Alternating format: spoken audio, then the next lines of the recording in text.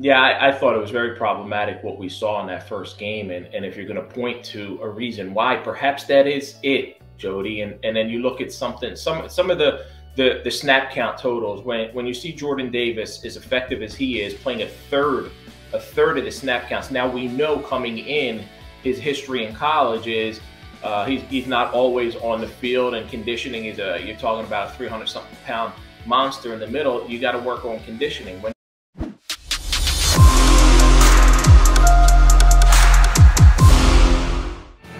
John McMullen, Jody McDonald here with you on Birds 365. Lucky enough to get Rob Maaddi, who covers the entire National Football League for the Associated Press, up with us on Birds 365 this morning. I guess it's sunny down there in Tampa because sun's up, guns out. Maaddi's flexing for us this early in the morning. What are you flexing about, Maaddi? Man, I'm just getting ready to go to the gym, guys. I can't believe what happened last night in the NFL. It was a wild preseason week 4. It was awesome. Yeah. Well, you know, Rob, overreaction Monday is always fun, but week 1 overreaction Monday is a trip in a lot of ways. So maybe Nathaniel Hackett stole the crown on Monday night, the last game. So let's look at this logically. You give the franchise quarterback whatever it was, 5 years, $245 million, I think. You got a 4th and 5. You're going to kick the 64-yard field goal instead. Man, Mike Zimmer thinks that's conservative. What the heck is Nathaniel Hackett thinking? Should he be fired week 1, Rob? I was hoping that he would give a better explanation afterwards, other than saying that he thought that was field goal range. I don't know how much. Maybe in Denver, maybe you could argue it. Yeah, I mean, I think at that anything in that range was 2 for 35 in the last 40 years in the NFL, and teams that tried 4th and 5 last year in non-kicking situations were right around 50%. Oh. So you can't even point to analytics and say that there's nothing that supports 55 seconds left. If you're watching the Manning cast, you see Peyton over there like having an aneurysm going like this, call timeout at 55, and the clock's ticking, and they finally call a timeout. And we thought, like, all right, they just running the clock down. They want to get one more play, get a little bit closer, and then kick the field goal. It was inexplicable. And then after he missed the first one, had distance but missed it, thought, all right, maybe now you tried it. It didn't work. It didn't count because of the timeout that the Seahawks called. Put Russ back on the field. It made zero sense. I think in an era, guys, where nobody agrees on anything in sports or in politics or anything else, I don't know anyone who agrees with that. Like if you were on social media, we finally everybody's bashing Hackett. We finally got a unanimous. By the way, Rob, per True Media, which is our buddy Tony Khan's analytics company, so we'll give Tony credit, 2 for 29 on kicks of 64-plus yards since 2000. 2 for 29. So, yeah, the percentages didn't even make sense. But, and sorry, Jody, just a quick follow-up. Week 1 on the road. Why do people not put more value in the home teams? I mean, we saw it in Detroit here with the Eagles. John, more road teams won than home teams. 9. Yeah, but no, because the Eagles won. Yeah. But I'm saying it's difficult. It's more difficult. You saw it in Seattle. Seattle was able to get the win. You saw it in Chicago. You know, 9 road teams won. There were 16 games. But Jody, 9 road teams won. Jody, your mind clicked off. I said the Eagles won. But was it difficult? Was it more difficult than you thought it was going to be? Yeah. That's my point. When 9 out of 16 road teams win, yes. All right. That's it. Rob, I'll ask you. Is it more difficult? Do people put, you saw it with the 12-man in Seattle. We saw it in Detroit. We saw it in Chicago. We're going to see it this week in Philadelphia when the Eagles get their home opener. And everybody's worried about that Minnesota offense. I think it makes it more difficult for Minnesota, which, by the way, Minnesota was at home against Green Bay. And everybody's panicking in Green Bay. Well, week one in the NFL, it has become an extension of the preseason. You only have the 3 games. Nobody plays anymore. Hardly anybody plays. So really week one for me is preseason game 4, where you're finally getting your starting quarterbacks and your starting units some actual action together on the field. And that's why I think you see a lot of sloppy plays, a lot of mistakes, a lot of bad football. And it kind of, to me, it renders the home field advantage a little bit void. And that's why you saw 9 teams go on the road and win, because both sides are at a disadvantage. They just aren't sharp. They're not crisp. And I think this is the way of the NFL, and it has been now for a few years, where the first 2-3 weeks of September, teams are still feeling themselves out, trying to figure out what they're going to be, what kind of team they're going to be, who they have, who can play, how you can fit certain guys in certain spots. It's really still August in the NFL mindset for some of these coaches. And you're going to see some of these games that are a little wild, a little wacky. You don't understand some of the way who's going to go where and when. Like, who would have thought that the 49ers are going to lose to Justin Fields? I know that was the biggest one. And I know weather was a factor, but you still look at that game and go, you got the more talented team. They should win that game, despite having Trey Lance at quarterback, who is not ready. And a good thing for them that they kept Jimmy G. But I digress. So this week you're going to start settling into a little bit more and figuring things out, and we'll see. It's a great matchup though, Monday night for sure, guys. And that's why the Eagles game is so tough to get a grasp on, Rob.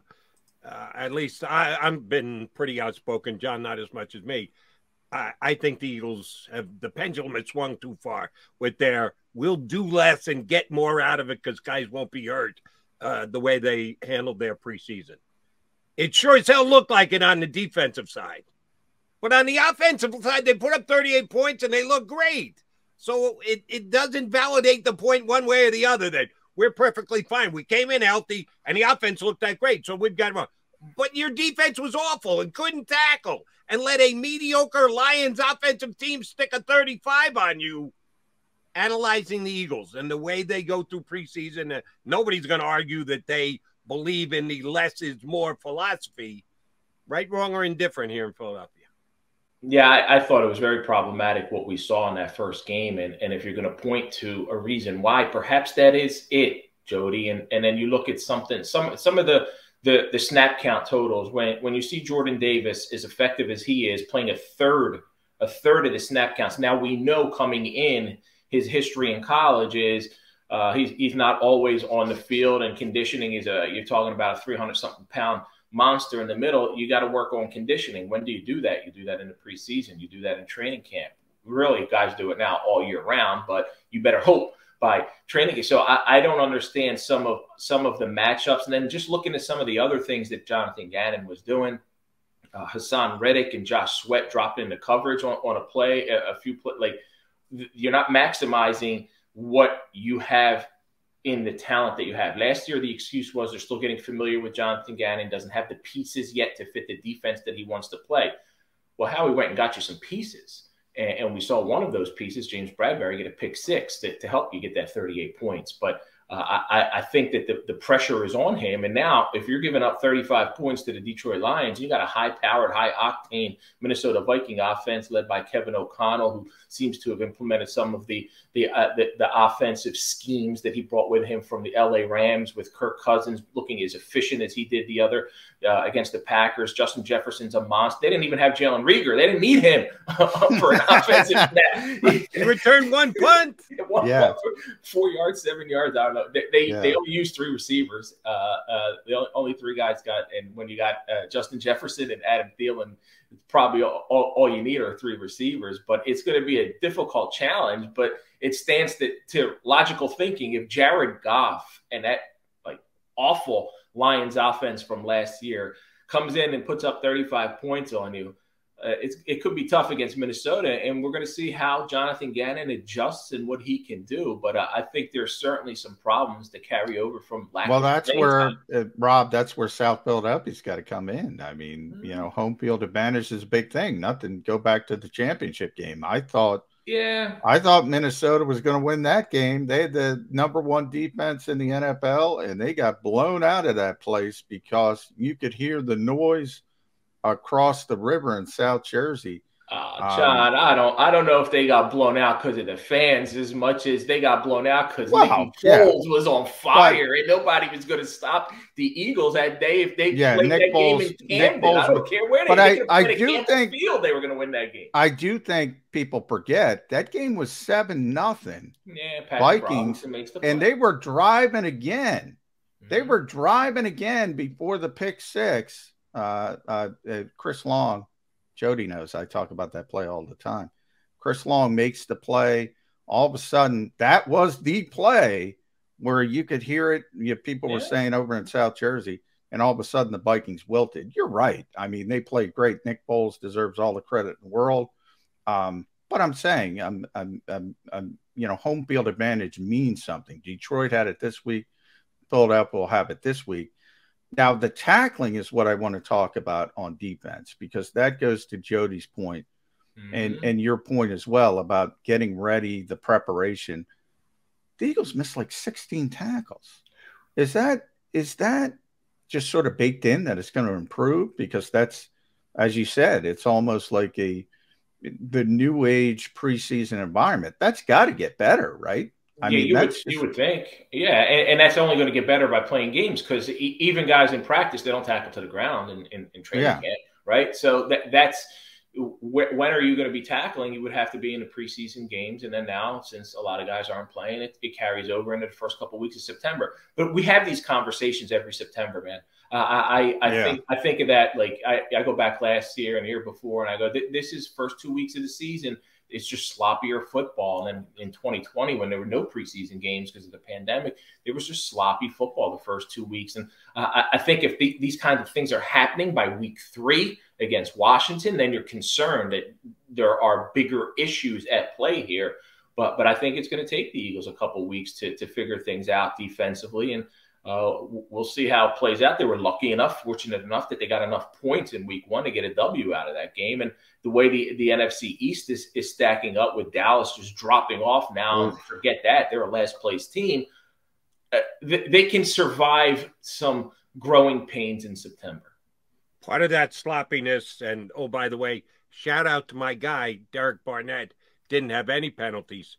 The Eagles had 10. Won't be having any penalties this year. Yeah. He's gotta go penalty-less season for Derek Barnett. Way to go, Big D. 10 penalties. Again, preparation, how much time and effort, how much you do, how much you work. Just noise for pre-snap penalties. Noise involved as well. You're just you can't move off what home field advantage means. Can you, Johnny? Because I nailed that game. I had to I didn't think they'd score that many points, but I thought it would be a very difficult win for the Eagles, Rob. I had the Eagles winning 24-20. That's not what you said here on Birds 365 last week, John. You had no cover? You had no cover? No, I picked the it was really a backdoor cover. They were up 17. I picked the Eagles to win 24-20 for 2 reasons. The offensive line.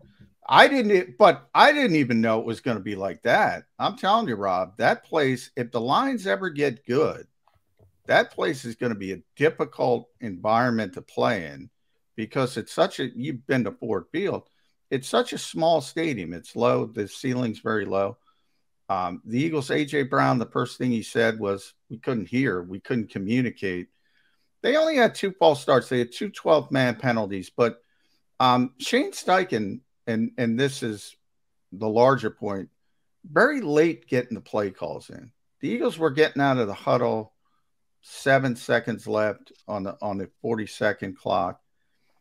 How problematic is that if that continues? Yeah, for sure. Because if you're getting out of the huddle late, and then when you're in those situations on the road and you can't hear, you're going to start using timeouts or taking penalties. And I don't know the reasoning for that, but normally offensive coaches, you're thinking a play at a time, but you know in the back of your mind, down in distance, what you want to do. Now, of course, you adjust to what's working and where you can take advantage of mismatches, but you can't be chewing up that much time trying to figure out what play you want to call. You got to be more decisive. And we've seen at times Andy Reid over the course of his career, there's been some issues there too as well. So it's not just Shane Steichen and the Eagles. I think it might have been at one point watching Brady and the Cowboys on Sunday night. There was a late call, but he can always do whatever he wants to do anyway and call whatever he wants. But you can't consistently have that. That becomes troublesome for sure. Let me follow up on that, because Sundays I'm here. I got to do a national radio show, so I got to jump around. I'm on the red zone, going to game to game to game to game to game. I saw a lot of that this Sunday. Quarterbacks, clock ticking, 3 seconds left on the play clock, and they're still motioning one of their wide receivers to try and get in position. And I'm going, is that just a fake? Are they doing that to try and throw the defense off? Or do they really have to reposition one of their wide receivers with 3 seconds to go on the play clock? It just seemed so sloppy. I didn't know if that was them trying to be deceptive or it really was an issue that teams just aren't ready to play, and it's the sloppiness of doing nothing to prepare in the preseason.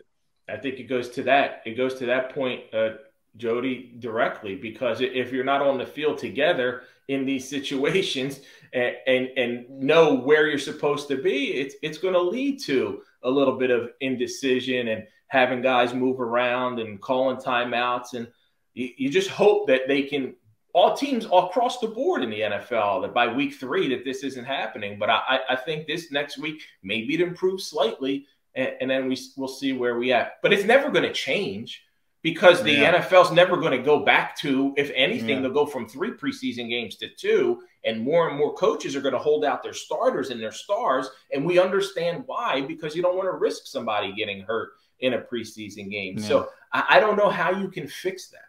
All right. Speaking of getting hurt, I'm sure you're aware of this, Rob. Jalen Hurts was really good in Detroit. He's the reason the Eagles won that game. We all have those discussions. Did the Eagles win because of Jalen Hurts or despite Jalen Hurts? Well, they won because of Jalen Hurts in Detroit. He carried the football 17 times. And you have this group that says that's not sustainable. And you have another group, and I'm in this group.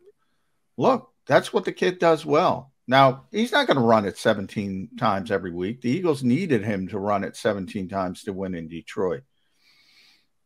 Do you think there is a demarcation line that Jalen Hurts can't run the football this much?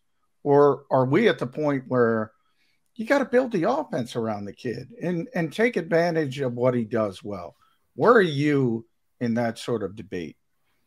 Well, 17 times for any quarterback carrying a football, I think, is a lot, and it's not. I don't believe long run that's going to be sustainable. It doesn't make any sense to be taking that many hits. Yeah, you can slide, but you're still going to take a shot. You're still going to get touched. You're putting wear and tear. You're running. I don't know what the number is. Jalen's in great shape. He's fit. He's a physical fitness freak, right? And he can withstand and absorb. But all it takes is one. That's it. All it takes is one shot. Now, I know he was terrific as a playmaker, but there were still some passes and some decisions that he didn't make that need to be corrected. There were still some looking at the defense and just taking off with the ball and not going through the progression. So there's still a long way to go. But I'm at the point with Jalen where I don't know what what we see out of Jalen may be who he is. And you think there's some guys with more seasoning, more experience, more practice time, working in the system now for the first time in his career. He's back-to-back years in the same offensive quarter, that his passing as a pocket passer will improve, the decision-making, the accuracy, all of that at some point. But what if it doesn't? This is who he is. Then you got a guy that you got to rely on running the ball 10, 12, 13, 14 times a game and hoping that he can carry your offense with his ability to make 80, 85 yards on the ground, and then taking defenses and forcing them to be that concerned about him in the run game that it opens up opportunities for A.J. Brown and the others, though we didn't see many opportunities for Quez Watkins or Devontae Smith. It was basically A.J. Brown or nothing.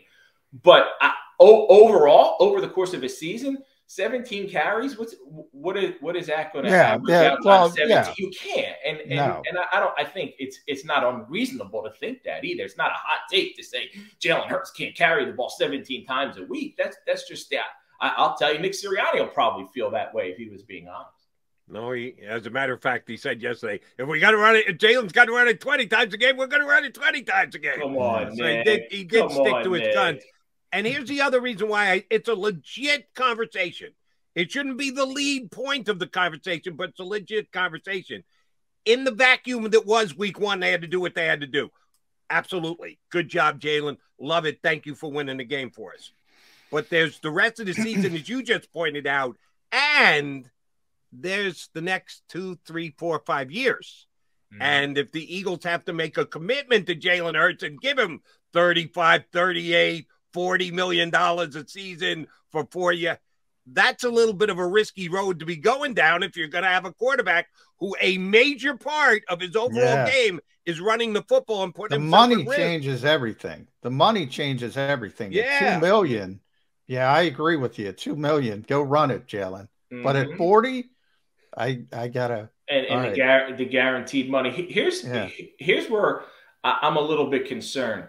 I thought last year that the goal was to figure out what Jalen is going forward. And we get to the end of the season. They make it to the playoffs. It's a pleasant surprise. They get blown out by the Buccaneers. That was no surprise.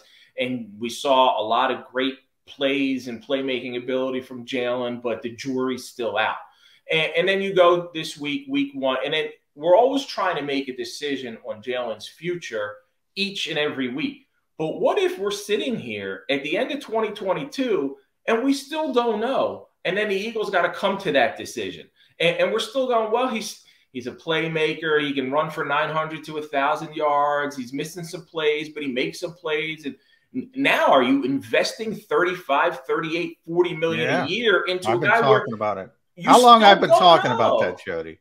I'm starting to think we just may not know. Like it's not going to be 80% feel yes, he is or isn't. It's going to be in the middle. And they're setting. Well, that's what. All right, let me throw this at you, Rob. Because I think we do know. And I think you just defined it. He's a playmaker. He's a playmaker. Here's how I described it this week when I was writing about it. This offense is not run first. It's not pass first.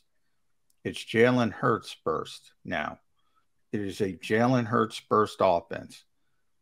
He's never going to be Joe Burrow. He's never going to be Justin Herbert. Why try to make him into Joe Burrow and Justin Herbert? Is that worth? That to me is the conversation. If this is a Jalen Hurts first offense and he does what he did in Detroit on a consistent basis, can you move forward with that? Obviously you can do it at $2 million a year. Can you do it at $40 million a year? That's a great question. And I don't know that I could commit that at this point. I really don't. And I do feel that this is where that decision is going to be headed towards. I don't think he's going to develop into Joe Burrow, Justin Herbert, Josh Allen, but that doesn't mean he's not going to be a winning quarterback who can get you into the playoffs doing the things that he does, and he does very well right now. So it's setting up for an extremely difficult decision. Now, listen, it's week one. We got 16 more games in the playoffs, and things can change, and he can lead them to a 13-4 record, and they can get into the playoffs with the number 1 seed and ride it all the way to the Super Bowl and lose to the Bills or whatever happens, right? Lose? Come on, Rob. They're going to win that game. But at this point, when you go week to week, to me, it's you got this is who he is. This is what he can do. You got to figure out if that's the kind of football team you want to be built around and win that way. And if it takes the 20 carries, as Nick Sirianni says, yeah, that's great. I don't know if he can handle that for the entire season. And they don't have to worry about that until they sign that check with the $200 guaranteed million or whatever it turns out to be. By the way, it's not going to be Eagles-Bills. It's going to be Eagles-Dolphins. Oh, yeah. The Tua Jalen Bowl. I'm on the Tua Jalen showdown bandwagon. That was my preseason prediction for the Super Bowl. And I've said this to Johnny Mack. I've said it on WIP. And Eagle fans don't agree with me, and they don't want to hear it. My prediction is that when the season is over and done with, and we even go to the NFL draft, Jalen Hurts is going to come back and play on the rookie year of his deal. They've got one more year to go. I don't think they're going to do an extension. I don't think they're going to have the chance to use a first-round draft pick. Now, I could be wrong. Maybe with the Saints pick at number 18 or whatever it is, they take a quarterback. I'm doubting they couple it to move up and get the guy. They're going to want to keep both picks. I think they're going to, as you said, Rob, last year we were hoping to be able to get the question answered. At the end of this year, we're hoping to get the question answered. I think there's a good chance we still don't have the answer, and they'll go back to evaluating again next year, and Jalen Hurts will be here again. Now it gives Howie Roseman a lot of flexibility if he's playing on a $2 million deal. That'll give him a chance to fix whatever other problem he has. But I think that's the way the end of the season is going to end up.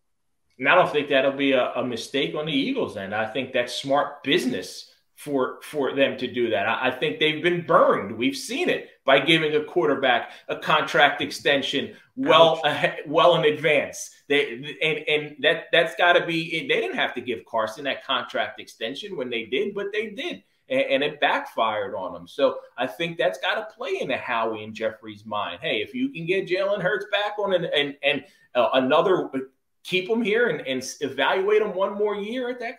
Why not? And there might be. Hey, Lamar Jackson's going into this year playing.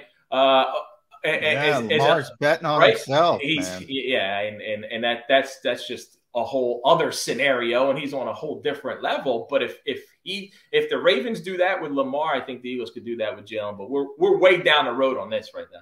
Well, here's the road we're down 1-0. Even though the offense was great and the defense was brutal, 1-0 is 1-0 anyway. You slice it.